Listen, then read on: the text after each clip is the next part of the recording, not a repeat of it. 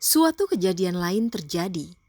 Umar yang kemudian menjadi khalifah kedua masih merupakan salah seorang musuh Islam yang paling garang dan ditakuti. Ia merasa bahwa belum ada tindakan yang jitu terhadap gerakan baru itu dan ia mengambil keputusan untuk membunuh Rasulullah Shallallahu Alaihi Wasallam. Diambilnya pedangnya dan berangkatlah ia. Seorang sahabatnya heran melihat caranya berjalan dan bertanya akan pergi kemana dan dengan maksud apa. Membunuh Muhammad, jawab Umar. Tetapi apakah engkau akan aman terhadap kabilahnya sesudah perbuatan itu? Dan lagi, adakah engkau tahu apa yang telah terjadi? Adakah engkau tahu bahwa saudara perempuan engkau dan suaminya telah masuk Islam? Terdengar olehnya seperti petir di siang hari. Dan Umar menjadi kelabakan. Ia memutuskan untuk menyelesaikan dulu urusan dengan adik perempuannya dan suaminya. Ketika ia sampai di rumah adiknya, ia mendengar ayat-ayat Al-Quran sedang dibaca di dalam rumah. Suaranya terdengar seperti suara Khabab yang sedang mengajarkan Al-Quran. Umar cepat masuk ke dalam rumah. Khabab yang dikejutkan oleh bunyi langkah-langkah cepat itu bersembunyi.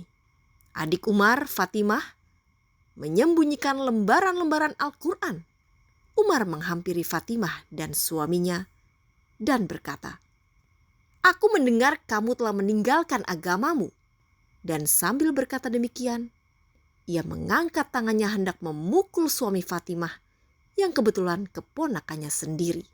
Fatimah menghalanginya sehingga pukulan itu mengenai hidung Fatimah yang mulai mengucurkan darah. Pukulan itu menjadikan Fatimah bertambah berani. Katanya, "Memang benar, kami sekarang orang Islam dan akan tetap demikian. Sekarang lakukan apa yang kamu suka." Umar orang yang gagah berani dan juga kasar.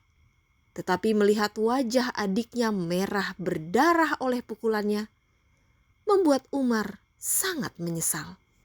Sekonyong-konyong ia berubah. Ia meminta lembaran-lembaran Al-Quran yang dibaca tadi diperlihatkan kepadanya. Fatimah menolaknya. Takut-takut akan disobek dan dicampakkan. Umar berjanji tak akan berbuat demikian. Tetapi kata Fatimah, ia tidak bersih. Umar menawarkan akan mandi dahulu. Bersih dan sejuk, diambilnya lembaran Al-Quran yang memuat sebagian dari surah Taha. Dan Umar sampai kepada ayat-ayat yang berbunyi, "Sesungguhnya akulah Allah, tiada Tuhan selain aku. Maka sembahlah hanya aku semata, dan dirikanlah solat untuk zikir kepadaku. Sesungguhnya saat itu akan datang, dan aku hampir menampakkannya, supaya setiap jiwa dibalas dengan apa yang diusahakannya."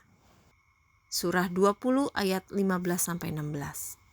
Pernyataan tegas tentang adanya Tuhan dan janji yang jelas bahwa Islam akan segera menegakkan ibadah sejati, menggantikan ibadah secara adat yang berlaku di Mekah. Hal itu dan banyak lagi pikiran yang terkait lainnya telah mengguncangkan hati Umar. Ia tidak dapat menahan diri lagi. Keimanannya muncul di dalam hatinya dan ia berkata, "Alangkah indahnya, betapa menginspirasi." Khabab keluar dari persembunyiannya dan berkata, "Demi Allah, baru kemarin aku mendengar Rasulullah Shallallahu Alaihi Wasallam berdoa supaya Umar atau Amr ibnu Hisham masuk Islam. Perubahan engkau adalah hasil doa itu."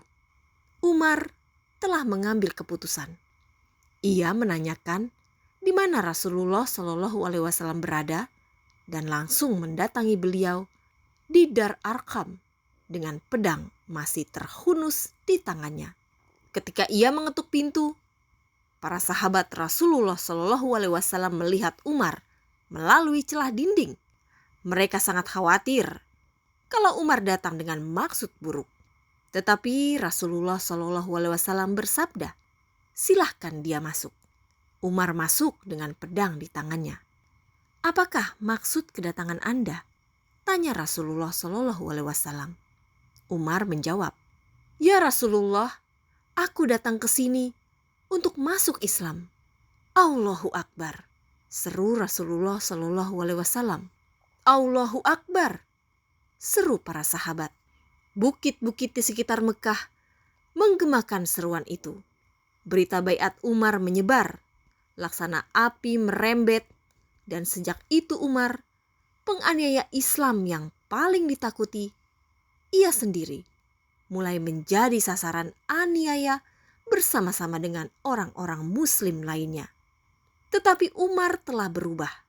Dalam derita aniaya ia merasa senang, seperti kesenangannya menganiaya dan memberi penderitaan sebelum masuk Islam.